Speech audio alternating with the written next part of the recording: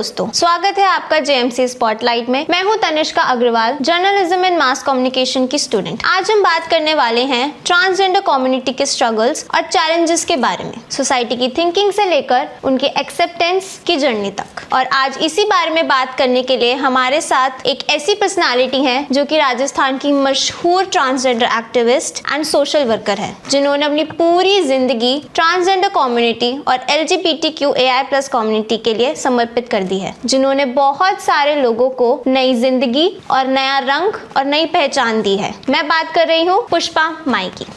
नमस्कार। Hello ma'am. नमस्कार, कैसे हैं आप? मैं अच्छी हूँ, आप बताइए। बिंदास। सबसे पहले तो मैं आपसे ये पूछना चाहूँगी, मैं आपकी जर्नी के बारे में आपसे जानना चाहती हूँ। देखो, मेरी जर्नी के बारे में अगर मैं बताऊं तो मेरा जो बॉर्न हुआ था एक मिडिल फैमिली में हुआ था और 1973 में मेरा बॉर्न हुआ था। जब मेरा बॉर्न हुआ तो मैं 3 सिस्टर के ऊपर हुई थी। तो जब मैं 3 सिस्टर के ऊपर हुई तो घर में बहुत एक खुशी का माहौल था कि मैं 3 सिस्टर के ऊपर हुई हूँ। और जस्ट लाइक लकी थी मैं, क्योंकि सबने असर नहीं कर सकी थी कि लड़का होगा, पर अब वो न लड़का न लड़की बीच का जब हो गया तो खुशी का माहौल तो घर में था ही। और मैं मेरे फैमिली में एक लकी थी, क्योंकि जब मैं ओल्ड सिटी में रहती थी तो हम एक बड़े हॉल में रहा करते थे और मेरे बॉर्न के बाद एक बहुत बड़ा घर लिया गया। तो मेरे मदर तो हमेशा यही कहती थी कि देसी का लड्डू टेढ़ा ही से पर मेरा है। और एक माँ होती है जो एक्सेप्ट करती है तो जीवन की कोई ताकत नहीं है कि उसे हरा सके। तो मेरी माँ का आशीर्वाद हमेशा मेरे साथ रहा। फिर मैंने पढ़ाई की और मेरी स्कूल्स में एजुकेशन पोस्ट ग्रेजुएशन मैंने कंप्लीट करी। और मेरी माँ की छत्र छाया मैंने जब अपनी पूरी पढ़ाई कंप्लीट करी तो मेरी माँ से मैं एक ही वादा किया हुआ था, ज़िंदगी में कभी ऐसा काम नहीं करूँगी जिससे मेरे और मेरे परिवार का नाम खराब हो। तो शायद आज मुझे यहाँ तक लेके आई है। स्ट्रगल लाइफ में रहा है, कुछ ऐसी घटनाएं घटी भी हैं, पर उस घटनाओं को मैं बार बार याद रखूं तो शायद मैं दिन का सुबह का सूरज नहीं देख पाऊंगी, क्योंकि कितने हम रात के अंधेरे को छोड़ के सूरज की उजाले को की तरफ हम देखते हैं। तो हुई हैं घटनाएं। तो जैसे मैं स्कूल में पढ़ती थी, मेरे साथ वहाँ पे भी बुलिंग हुई है, मेरे साथ वहाँ पे भी हरेसमेंट हुआ है, पर वो हरेसमेंट को ख़त्म करने के लिए आज हम एक्टिविस्ट बने और एक सुप्रीम कोर्ट का जजमेंट लेके आए और एक्ट को लाए। तो वो बदलाव किया। अगर हमें उस बुलिंग के लेकर के आज सोचूं, मैं मेरे साथ बुलिंग हुई और होता भी है बच्चों के साथ में, ऐसी बात नहीं है, होता है, स्कूल्स में होता है। लोग जब जेंडर्स मिस जेंडर्स को देख करके लोग समझ नहीं पाते, तो मेरे साथ भी हुआ था। पर मैं स्कूल में जब थी तो मैं उस समय 80 के दशक में जब मेरा स्कूल में एडमिशन था तो मैं फेमिनाइन ड्रेसेस पहन करके डांस हुआ करते थे। आज तो बहुत एक मॉडर्न असेंबलीज स्कूल्स के अंदर होती है, उस समय बाल सभाएं होते थे, इतना टेक्नोलॉजी नहीं हुआ करती थी, सिर्फ लाइव सॉन्ग गाया करते थे और डांस करा करते थे। तो मैं उस समय के टाइम पे करती थी और मुझे पता भी नहीं होता था कि क्या आज के टाइम में मॉडर्न है, क्योंकि उस समय ज़्यादा टीवीज़ वगैरह का, सोशल मीडिया का चलन भी नहीं हुआ करता था। तो एक सीमित ही समय था और हम लोग साथ में खेलते थे। तो मैं गर्ल्स के साथ खेलना करना बढ़ना तो वैसे ही हुआ था। तो लाइफ को तो स्ट्रगल तब पता ही नहीं था कि, क्योंकि उस समय क्यूए लोग आते थे कि मेल फीमेल क्या होता है, सब साथ में होता था। कभी स्कूल भी अलग, गर्ल्स स्कूल अलग, बॉयज स्कूल अलग नहीं हुआ करते थे, सब कंबाइंड स्कूल 80 दशक में तो सब कंबाइंड हुआ करते थे। तो ऐसा कोई फील नहीं हुआ कि मैं अलग हूँ या हूँ। हाँ, पर मेरे को ये लगता था कि मेरी बॉडी कहीं ना कहीं अलग है, डिफरेंट है, क्योंकि आम लड़कों की तरह नहीं है मेरी बॉडी कहीं ना कहीं डिफाइंड अलग करीब, यानी मेरी आत्मा कहीं ना कहीं गलत में प्रवेश करे। साथ साथ में एक्टिविज्म में जब हमने 2000 मेरी मदर की जब डेथ हुई तो मेरे लिए एक मान को छत से आसमान गायब हो गया हो और धरती नीचे कर, क्योंकि माँ का सहारा सबसे बड़ी चीज़ होती है। जब क्या सोचने के लिए समय था कि मैं क्या कर पाऊँ, तब जाके उस समय मैंने एक संगठन के साथ में ज्वाइन हुई और उस संगठन के साथ में जब ज्वाइन हुई तो उसका 2 साल काम किया। जब मैंने कहा जब इस संगठन को मैं NGOs वाले को इतना काम करके देख, क्यों ना मैं अपना संगठन बनाऊं, और तब जाके मैंने अपना संगठन बनाना शुरू किया। और 2007 में जाके मैंने अपना एक संगठन बना, नई भोर संस्था। और नई भोर संस्था बेसिकली कम्युनिटी बेस्ड ऑर्गेनाइजेशन, हम लोगों ने अपनी ही कम्युनिटी के लिए काम करने का जब सोचा तो उस समय हमने, तो हमारे पास कुछ ऐसा फंडिंग नहीं होता था, कुछ ऐसे ग्रांट नहीं हुआ था जिससे हम और आगे उनके लिए काम कर पाएँ। पर हम क्या करते थे, ऑप्शन ढूंढते थे, दिवाली का ऑप्शन ढूंढते थे, और चीज़ का ऑप्शन ढूंढते थे, ताकि हम कंट्रीब्यूट करके कुछ ना कुछ कर, फिर कंट्रीब्यूट करके पार्टीज ऑर्गेनाइज कर, और पार्टी के माध्यम से कम्युनिटीज को मोबिलाइजेशन करके और कम्युनिटी को कनेक्टेड करके अपने संगठन को और मजबूताई देते। जैसे आज हमारे साथ 10 जुड़े हैं तो कल 15 जुड़ेंगे, परसों 25 जुड़ेंगे। तो ऐसे करते करते हमने 4 साल 5 साल हमने यही किया, और जब देखा कि हमारा पूरा संगठन मजबूत हो गया है तो 2010 के अंदर एक हम लोगों ने HIV अवेयरनेस पे काम करना शुरू किया। HIV अवेयरनेस सब काम करते करते हमने देखा कि वाकई में ज़्यादा सिग्मा डिस्क्रिमिनेशन किस कम्युनिटी के साथ में है। हम करते तो पूरे LGBT कम्युनिटी के साथ काम करते थे, पर LGBT कम्युनिटी हमने देखा ज़्यादा सिग्मा डिस्क्रिमिनेशन किसके साथ हो रहा है, ज़्यादा बुलिंग किसके साथ हो रहा है। जब हमें पता चला कि ट्रांस लोग के साथ ज़्यादा हो रहा है, जब हम लोग फिर नेशनल मीटिंग्स में जब जाने लगे तो नेशनल लीडर से बात करी, तब जाके हमने 2012 के अंदर एक पिटिशनरी दायर करी कि हमें हमारा ट्रांसजेंडर्स का वजूद चाहिए, क्योंकि अभी तक मैं तो अपनी वजूद की लड़ाई को लड़ ही रही थी। तो उससे पहले 2014 से पहले तो मेरे पास मेरा वजूद था ही नहीं। तो हमने पिटिशन जब दायर की तो 2013 के अंदर हमारे पिटिशन को खारिज कर दिया। क्यों? क्योंकि हमारे पास एक सेंसर डाटा नहीं था। जब हमारे पास सेंसर डाटा नहीं था तो हमने कहा अभी, क्योंकि ऑलरेडी जो मैपिंग हुई थी और जब हुई थी 2011 की सेंसर डाटा एक अलग बोल रहा था, और हम कह रहे थे हमारी कम्युनिटी बहुत ज़्यादा है, क्योंकि जो हमने प्रोजेक्ट पे काम किया तो हमें पता चला। तो 2013 में हम लोगों ने वापस एक कम्युनिटी के रिसोर्स पर्सन्स के साथ में, क्योंकि पहले तो जो मैपिंग हुई थी BLOs की और उनके थ्रू होती सरकार से, पर 2013 के अंदर हमने जब मैपिंग करी, वो कम्युनिटी की रिसोर्स पर्सन्स के साथ में जब मैपिंग करी तो उसके एक आंकड़े की बिहाव पे जा करके हमने जब उनको डाटा सबमिट किया सुप्रीम कोर्ट में, तब सुप्रीम कोर्ट ने कहा कि आपको क्या नाम दिया जाए, क्योंकि हर शहरों में अलग अलग नामों से जा रहे थे। राजस्थान में मौसी बुआ बोलते हैं, गुजरात में मौसी बोलते हैं, तमिलनाडु में अरवानी बोलते हैं, पंजाब में मंगलामुखी बोलते हैं, तो हर जगह अलग। तो सरकार ने कहा आपको क्या नाम दिया जाए, तो एक बड़ा सुंदर सा नाम दिया ट्रांसजेंडर। 2014 के जजमेंट मिला। तो 2014 में जब जजमेंट मिलने के बाद में मानो एक नई खुशी की लहर आ गई, एक हमें बैकबोन मिल गया, जैसे कि बैकबोन के बिहाव पे हम जाकर के अपना काम कर पाए, और अपना काम करने के बिहाव पे हमें बहुत बड़ा सपोर्टिंग मिला। और उसी के बिहाव पे हम लोगों ने हर स्टेटों के अंदर वेलफेयर बोर्ड बनाना और अपने संगठन को और मजबूत करना। तो जैसे 2016 के अंदर हम लोग यहाँ राजस्थान में एक ट्रांसजेंडर वेलफेयर बोर्ड बनवाया, जिसमें 26 अगस्त 2016 को एक वेलफेयर बोर्ड बना, जिसकी सारे डिपार्टमेंट के साथ मिलकर वेलफेयर बोर्ड बन। फिर ये सब चीज़ चलते रहा, और उसके बाद जब कोविड आया तो कोविड वाकई में पैंडेमिक था नहीं। फिर उसके बाद में हम लोगों ने 2019 में ये सोचा कि हमें स्वतंत्रता आज़ादी तो मिल चुकी है, पर क्या वो आज़ादी हमारे लिए कितना सब है, क्योंकि 2014 के जजमेंट में सुप्रीम कोर्ट के उच्च न्यायालय के में कि बहुत सारी कमियां थी, जिसमें हमारे रिजर्वेशन की बात नहीं गई थी, हमारे सोशल सिक्योरिटी की बात नहीं करी गई थी, जहाँ पर हमारे लाइवलीहुड के लिए बात नहीं गई। तो हमने वापस 5 साल और काम किया और 2019 में जाके हमने ट्रांसजेंडर्स बिल को लेके आए। अब ट्रांसजेंडर बिल लाना तो पहले जो 2018 के अंदर एक बिल आया था उसमें बहुत सारी कमियां थी, तो वापस हमने उसमें संशोधन कराया और 2019 के अंदर एक एक्ट आया जिसके अंदर बहुत सारा हमारे लिए लाइवलीहुड के लिए बात कही, ताकि जैसे मेरा बॉर्न जेंडर सर्जरी की बात करी गई, जिसमें हमें अपने डॉक्यूमेंट्स को चेंज कराने की बात करी, यहाँ जहाँ मेरे साथ जेंडर डिस्क्रिमिनेशन हो रहा है उसके लिए बात करी गई। तो बहुत सारे एक्ट और रूल्स के साथ 2020 फिर 1 साल और लगा उसको रूल्स को इम्प्लीमेंट करने के लिए। उसके बाद तुरंत जाके कोविड आ गया। अब जब कोविड आया तो कोविड इतना पैंडेमिक था कि जहाँ आम समाज अपनी सोसाइटी से दूरियां बना रहा था, वहाँ तो मेरा समाज तो सालों से दूरियां बना रहा था। तो उनको रोजी रोटी का और उनके जीने का सहारा ही खत्म, क्योंकि ट्रेन्स बंद हो चुके थे, सिग्नल्स खत्म हो चुके थे, सेक्स वर्क खत्म हो चुके थे, बधाइयाँ तय नहीं हो, शादियाँ ब्याह सब बंद हो गया, तो उनका रोजी रोटी का साधन बंद हो गया। तो हमने एक छोटा सा पायलट प्रोग्राम उस समय लिखा और जाके हमने सेंट्रल मिनिस्टर को दिया। तो जाके हर स्टेट 10 स्टेट में जाकर के गरिमा गृह को शुरू किया गया।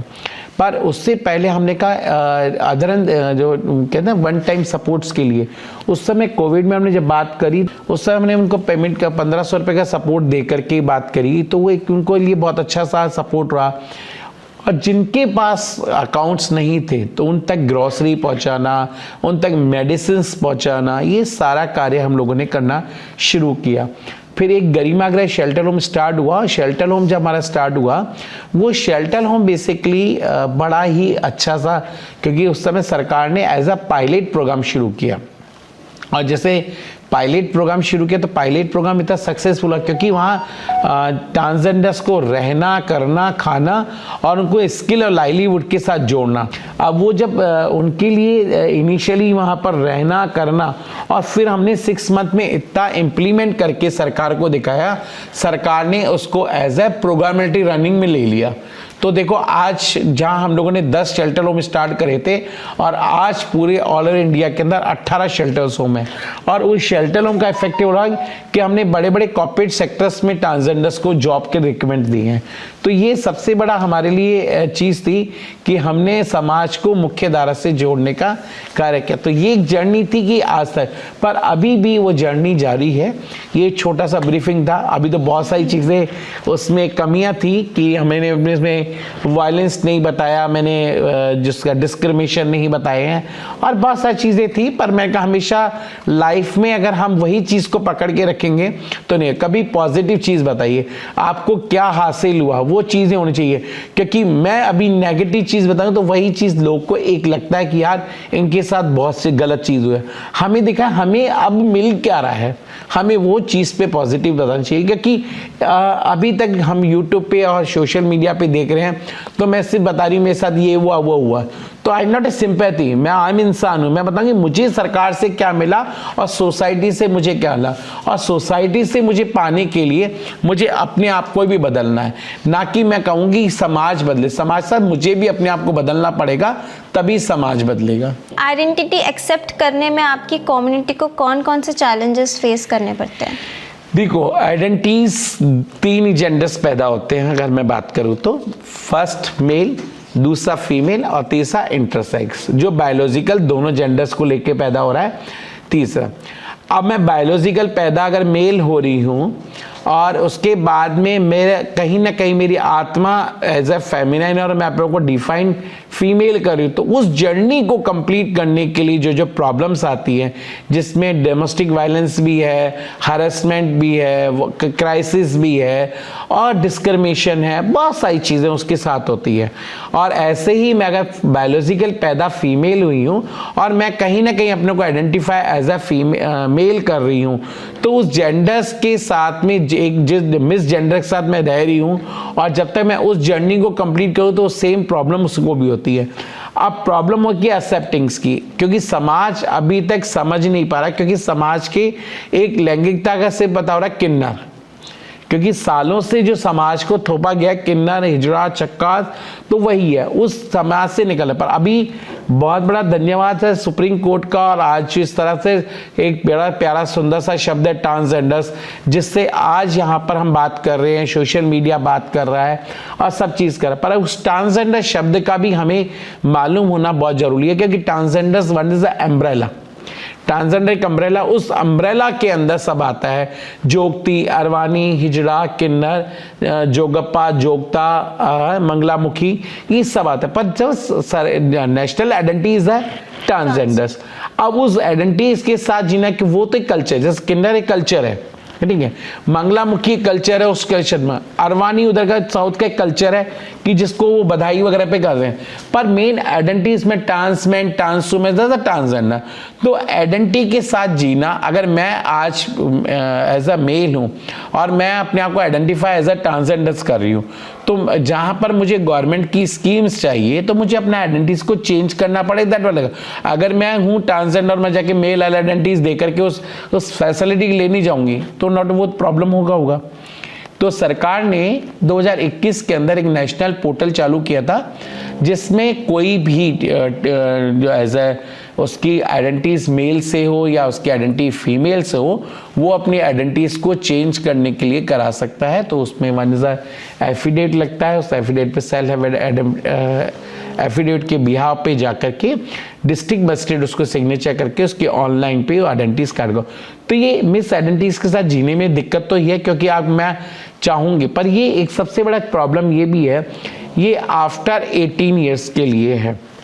बिफोर 18 ईयर्स के जो बच्चे हैं, जिनको एजुकेशन चाहिए, जिनको मेडिकल चाहिए, जिनको केयर होम चाहिए, क्योंकि जब मुझे परिवार 10 साल की उम्र में घर से बाहर निकाल देता है, या उस समय मेरे पास कोई छत नहीं है, उसके बाद मेरे पास कोई पेट भरने के लिए कुछ नहीं है, या मेरे को कहते हैं कि एजुकेशन कुछ नहीं है, उस पॉलिसीज में कहाँ चेंज है? अभी उसमें जे एक्ट में ट्रांसजेंडर्स इंक्लूडिंग नहीं है। तो उस आइडेंटिटीज के सब जब जीता हो तो कहते तो लड़का है। उस समय जो उसको डिस्क्रिमिनेशन का सामना करना पड़ता आइडेंटिटीज को लेकर के, क्योंकि उस हाव भाव तो क्योंकि उसको पता भी नहीं है, जेंडर सेंसिटाइज नहीं है, ऐसा जेंडर सेंसिटाइजेशन का कोई काउंसलिंग का सेंटर्स नहीं है जहाँ जाकर अपने वो जेंडर की काउंसलिंग करा पाए या बात कर पाए। तो प्रॉब्लम्स तो वहाँ पर भी होती है, पर उसके में साथ में क्या वो उस समय सिक्योर है क्या, जहां पर जब न चाहते हुए भी उसे उस सिग्नल पे जाके खड़ा रहना पड़ेगा, क्योंकि पेट का सवाल है, वो न चाहते हुए उसको ट्रेन की बैगिंग करनी पड़ती है, पेट का सवाल है, न चाहते हुए भी सेक्स वर्क में जाना पड़ेगा क्योंकि पेट का सवाल है। हमें वो ताली बड़ी आपको सिग्नल पे वो ताली बड़ी हेरिटेट करती है, हम अपनी गाड़ी का कांच तो चढ़ा दें, पर वही ताली उसका पेट भी भरती है। तो ये आइडेंटिटीज के साथ जी रहा है, क्योंकि हमने कभी उससे साथ बैठ के बात नहीं करी कि प्रॉब्लम क्या है तेरा। जैसे सपोज मैं की बात करती हूँ कि किसी से दुख दर्द जानने को, तो शायद उसके अंदर कितनी पीड़ा हो सकता है वो अपने आप को बदल सके, और हमने बदला भी है। हमने ऐसी जगह से लोग को ला करके और काउंसलिंग करी और लोग का माइंड मेकअप चेंज करके आज 23 लोग हिंदुस्तान जिंक में काम भी कर रहे हैं। अभी थोड़े दिन पहले मेरा पेपर में आर्टिकल भी आया था, वहां पर बच्चे काम कर रहे हैं, हमने उनको वहां पर लाइवलीहुड के साथ जोड़ा है। कुछ लोग को हमने लघु उद्योग करके काम करने शुरू करा है, जो ड्रॉप आउट थे उनको पढ़ाने की कोशिश करें। तो ये एक टीनेजर एज होती है जिसमें काउंसलिंग की बहुत ज्यादा जरूरत होती है। उनको अपने सोशल सिक्योर को लेकर के बड़ा सवाल है, और उसमें अभी हम लोग काम भी कर रहे हैं, और इसीलिए सरकार ने शेल्टर्स होम शुरू किए हैं। और मैं भी गरिमा गृह चला रही हूँ जयपुर के अंदर 2021 से, और जिसमें हमने लास्ट ईयर 2022 के अंदर हमने 180 बच्चों को एक स्किल और लाइवलीहुड के साथ जोड़ने की कोशिश भी करी है, और कर भी रहेंगे आगे कंटिन्यूसली। बच्चों को हम लोग वहाँ पर सिलाई सिखाते हैं, ब्यूटिशियन कोर्स कराते हैं, साथ साथ में हम उनको एजुकेटेड कराते हैं, और साथ में हम लोग उनको कंप्यूटर कोर्सेज वगैरह भी कराते हैं। कुछ और क्राफ्ट का करना चाहते हैं, क्राफ्ट का कोर्सेज भी वगैरह कराते हैं। तो ये सब जगह मुहिम चल रही है। Very nice work. आप बहुत अच्छा काम है ये। ट्रांसजेंडर पीपल्स को लेकर सोसाइटी में काफ़ी मिसकंसेप्शंस हैं। देखो मिसकंसेप्शन इसलिए है ना, क्योंकि समाज ने कभी इन लोगों से बातचीत करने की कोशिश नहीं करी, हमेशा दूरियां बना दी। जब आप छोटे थे और हमारे लोग आपके घर आते तो क्या बच्चों क्या कहते हैं, सब ऊपर जाओ, पकड़ के ले जाएंगे, ये गंदे लोग हैं। आपके माइंड में ऐसा डाल दिया। कभी समाज को उसका एक चरित्र जो दिखाया है, हमने सिक्के का हमेशा एक पहलू जानने की कोशिश की, सिक्के का दूसरा पहलू जानने की कोशिश नहीं करी है। जिस दिन हम सिक्के का दूसरा पहलू जानने की कोशिश करेंगे तो समाज से हम दूरियां नहीं बनाएंगे, समाज से नजदीकियां बनाएंगे। क्योंकि अगर देखें, मैं बिल्कुल सेम ही है, 2 हाथ 2 आंख सब कुछ सेम है, और आज परफेक्ट मैं आपके सामने पीएचडी करने के बाद आपके सामने यहाँ बैठी हूँ, तो मेरा जेंडर अंदर से क्या है? जहां पर एक एब नॉर्मल बच्चे को, दिव्यांग बच्चे को ताउम्र माँ बाप पाल सकते हैं, तो वहां एक सिर्फ जेंडर्स का ही तो फर्क है, सिर्फ मानसिकता बदलने, क्योंकि सोच और नजरिए को बदलना है। क्योंकि सोसाइटी यही कहेगी आप किसके किन्नर, आप किन्नर के पिता हैं, तेरा भाई किन्नर है, तेरा भाई छक्का है, तेरा भाई हिजड़ा। इस समाज के डर से आज हम समाज से दूरियां बना रहे हैं। दूसरा, स्कूल की अगर स्कूल में हो तो उसका बुलिंग होती है, ना कि बच्चे के साथ तो सपोर्टेशन के लिए साथ खड़ा होता है। अगर हर बच्चे के साथ अगर बुलिंग और इस तरह ना हो तो हर एक बच्चा एजुकेटेड होकर निकलेगा, या तो कोई अपने आप को समेट लेता है, हिडन हो जाता है, क्योंकि वो क्या सोचता है कि मैं अपनी आइडेंटिटीज को ओपन करूंगा तो मेरे साथ बहुत सारी बुलिंग होगी। वो डर में वो एक दोहरी जिंदगी जीने का रहता है, वो नाटक करता है। उसके अंदर पता है कि मेरी जो आत्मा है वो फेमिनाइन है, पर वो अपने आप को बहुत संभाल के चलेगा, एक बनावटी बात करता है, तो वो दोहरा चेहरा लेके चलना पड़ रहा है उसे। अब मैं चाहती हूँ दोहरा चेहरा न लेकर के जो जैसा है अपने आप से प्यार करो। आप जैसे हो ईश्वर ने बनाया हुआ है, और ईश्वर ने जो चीज बना रखी है उसके साथ हमें फेस करना है। आपकी जर्नी से मुझे इतना तो पता चला कि इट्स नॉट ईजी, बहुत डिफ़िकल्टीज आई हैं, तो आप इन डिफ़िकल्ट टाइम्स में अपने आप को पॉजिटिव एनर्जी कहाँ से? मेरी माँ का ब्लेसिंग मेरे साथ है। जब मैंने काम करना शुरू किया तो मेरे साथ भी बहुत सारा नेगेटिव्स आती थी। जब मैं किसी डिपार्टमेंट में कोई मेरे साथ बात करने को पसंद नहीं करता था, एक गिलास बैठ के मेरे साथ पानी पीने को पसंद नहीं करता था, जब मैं जाती थी डिपार्टमेंट्स के लोग अपनी चेयर छोड़ के भाग जाते थे।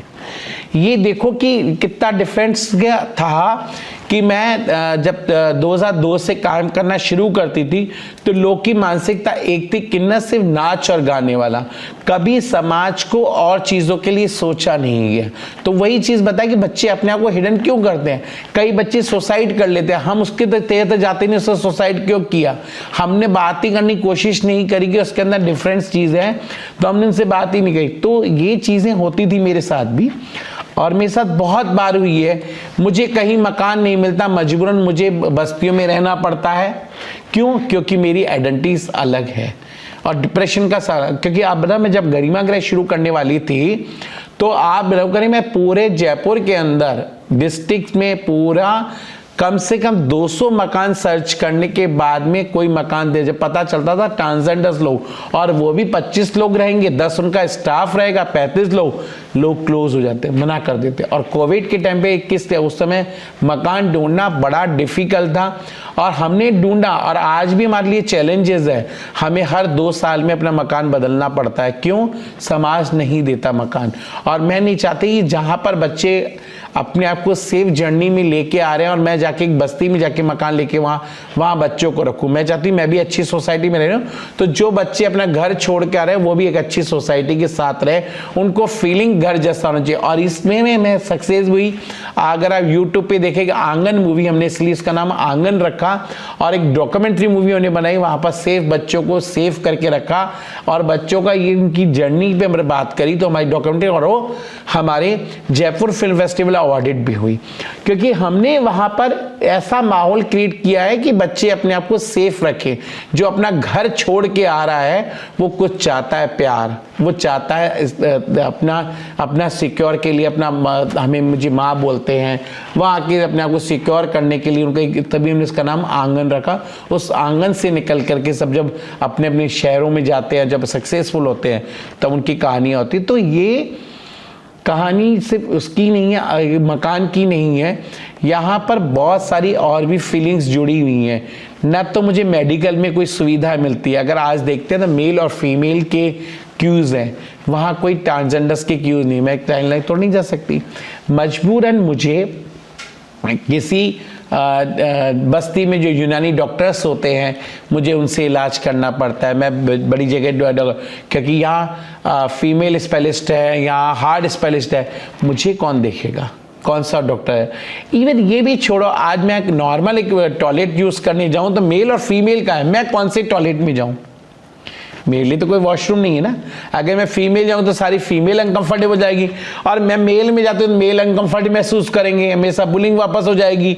तो नहीं है, तो हम लोगों ने इसमें भी प्रयास करके म्युनिसिपैलिटी कॉर्पोरेशन से बात करी, वहां पर साइनेज लगा दिए। पर साइनेज लगाना क्या, साइनेज लगा दी जहाँ मेल का है वहाँ ट्रांस मेल लिख दिया, और जहाँ फीमेल का है वहाँ ट्रांस वुमेन का लिख दिया। तो ये तो इंक्लूसिव टॉयलेट की बात हो गई। पर ये तो सिर्फ हमने जयपुर में, क्योंकि मैं नगर निगम की स्वच्छता अभियान की ब्रांड एम्बेसडर हूँ और हम लोगों ने इस पर काम किया और हमने इस पर सक्सेस हुई। पर क्या हर जगह जो कहते हैं हमें इंक्लूसिव टॉयलेट नहीं हो सकता क्या? कोई सोचता ही नहीं है। हम आपके कैंपस की बात करें तो अभी भी आप देखेंगे कैंपस में मेल और फीमेल है, तो कई बार बच्चे जो ट्रांस होते हैं वो वॉशरूम जा ही नहीं पाते, वॉशरूम को तो सुबह रहते जा ही नहीं पाते, दिन भर जा भी नहीं पाते। क्यों? क्योंकि वो सोचते हैं अगर फीमेल में चल जाऊंगा तो प्रॉब्लम हो जाएगा, मैं मेल में अगर जहाँ पे देखो ट्रांस में मेल है, जो फीमेल से मेल बन रहा है, जैसा बिना सर्जरी के अगर वो एज अ बॉय रह रहा है तो उसे पैड चेंज करना है, कहाँ करेगा वो? अगर वो एज अ पैंट शर्ट पहन रहा है और मेल में जाएगा तो कौन सा बने? तो हमें उन चीज़ों पे भी बहुत दिक्कतों का सामना करना पड़ रहा है, चाहे मैं देखो हर जगह पे, सिर्फ एक जगह नहीं है जहां पर मुश्किलें एक कदम पे, हर कदम पे आ रही हैं। और अभी भी अगर देखें, मैं कोई स्कीम्स को देखती हूँ या हम लोग कोई जॉब को रिकमेंड करके देखते हैं या हम लोग और इंक्लूड देंगे, कहीं सरकारी जॉब में रिकमेंड नहीं है। अगर आप बड़े बड़े कॉर्पोरेट सेक्टर्स तो ठीक है, अपना CRS फंड से दे करके वो अपने CRS फंड को यूटिलाइज करने के लिए वो एक LGBT कम्युनिटी को जॉब पे रख रहे हैं। क्या वो एक सोचो जिस तरह की इंटरव्यू कनेक्टेड होकर के क्या वो उन्होंने ट्रांसजेंडर्स की वैकेंसीज निकाल रहे हैं क्या? वो तो नहीं है ना। जहां पर एक क्राइटेरिया हो कि मेल और फीमेल और ट्रांसजेंडर, वहां क्राइटेरिया नहीं है। तो अभी भी दिक्कतों का सामना, तो अभी भी लड़ाई लंबी है। ये नहीं है कि हमें सुप्रीम कोर्ट का जजमेंट गया, एक्ट आ गया, रूल आ गया। अभी भी मुझे हर एक डिपार्टमेंट का दरवाज़ा खटखटाना पड़ता है। और रिसेंटली अभी मैंने ही एक लेटर्स दिया हुआ है कि जो होम गार्ड में है वो ट्रांसजेंडर्स लोग की भी भर्ती होनी चाहिए, तो उसके लिए मैं भी प्रपोजल दे के आई हूँ। इवन फैमिली प्रॉपर्टी राइट्स के लिए मैंने पिटीशन दायर करी है, उसकी भी मेरे हाई कोर्ट में चल रही है कि फैमिली प्रॉपर्टी राइट है। इवन सरकार ने जब 2022 में एक डिसीजन दिया था कि गोद लेने का अधिकार, एक विडो लेडी गोद ले सकते, एक सिंगल मैन, एक सिंगल वुमेन गोद ले सकते, एक विडो लेडी, एक विडो मेल बच्चा अडॉप्ट कर सकता है। पर वहीं कहीं ना कहीं डिस्क्रिमिनेशन करके एक LGBT को दूर रखा गया। क्यों? क्या वो लेस्बियन सिंगल वुमेन में नहीं आती है? क्या एक ट्रांस सिंगल वुमेन में नहीं आ रहा? एक गे सिंगल वुमेन मेल में नहीं आ रहा? एक बाइसेक्सुअल जो सिंगल है वो नहीं आता? तो कहीं ना कहीं अभी भी डिस्क्रिमिनेशंस का सामना करना पड़ता है, चाहे सरकारी स्कीम्स हो, चाहे मेन सोसाइटी हो, क्योंकि अभी भी लोगों की दोहरी सोच और दोहरा नजरिया अभी समाज को दोहरी नजर से और दोहरी सोच से देख रहा है। एट लास्ट मैं आपसे पूछूंगी कि ट्रांसजेंडर यूथ जो स्ट्रगल्स फेस कर रहे हैं उनके लिए आप क्या मैसेज देना चाहेंगे? देखो, एक ही चीज़ है, मैं ट्रांस जो यूथ है, अभी यूथ स्पोर्ट्स हम लोग भी छत्तीसगढ़ के अंदर करवाना जा रहे हैं। यूथ के लिए बहुत चीज़ों करने की कोशिश करने की कर रहे हैं, पर वही किन के लिए कर पा रहे हैं? जो 18 साल से ऊपर है, जो बिफोर 18 है। वो मैं तो एक ही चीज़ उनके पेरेंट्स को ही बोलूँगी, आपका बच्चा जैसा भी है, पहले तो अपने बच्चों को एक्सेप्ट कीजिए। और बच्चे को जब आप एक्सेप्ट करेंगे तो समाज में, और आप डिफरेंट नहीं है, पहली चीज़ तो मैं यही मैसेज कर दूंगी, आप जैसे भी हैं आप अपने आप से प्यार करिए। पहली चीज़ तो कि सेल्फ लव सबसे बड़ी चीज़ है। जिस दिन आप अपने आप से प्यार करेंगे, कॉन्फिडेंट, क्योंकि ये ईश्वर ने बनाया हुआ है, कोई अननेचुरल नहीं है। मेरी फीलिंग्स मेल की तरफ है और ईश्वर ने मुझे बनाया, तो वो अलग नहीं हूँ मैं। तो ये पहले मानसिकता बना कि we are the not a different, मैं जैसी हूँ, ईश्वर ने मुझे बनाया। और यूथ को ये कहूँगी कि आप पहले, सबसे बड़ी चीज़ है अपनी एजुकेशन कंप्लीट, चाहे ओपन से करिए, कैसे करिए, चाहे हिडन होकर के अपनी वजह 18 साल के बाद अपने डॉक्यूमेंट्स को चेंज करिए, और पर अपनी ज़िंदगी से हताश नहीं हुई। Thank you so much ma'am for your precious time. हम होप करते हैं कि आज का ये एपिसोड ऑडियंस को इंस्पायर करेगा और आपकी इन बातों से बहुत सारे लोग इंस्पायर हुए होंगे। Thank you so much. Next time फिर मिलेंगे JMC स्पॉटलाइट में एक और इंस्पायरिंग स्टोरी के साथ। Till then take care, stay positive and keep watching JMC spotlight.